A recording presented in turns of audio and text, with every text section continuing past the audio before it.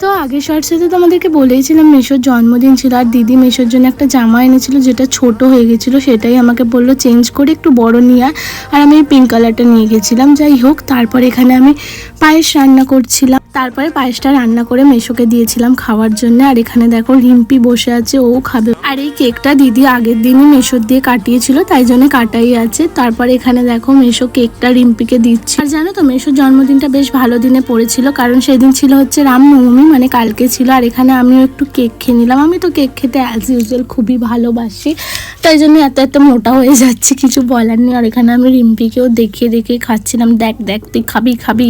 ও সবসময় ঘ্যাঁ ঘ্যাঁ করে। তারপরে এখানে দেখো আমার মাসি কত রকম রান্না করেছে, মাছের ঝাল, 5 রকম ভাজা ভুজি, অনেক কিছুই রান্না করেছিল মেশোকে খাওয়াবে বলে। এটাই হচ্ছে মাসির তরফ দিয়ে মেশোর জন্য গিফট। তো চলো পরের পার্টে বলবো আর কি হয়েছিল।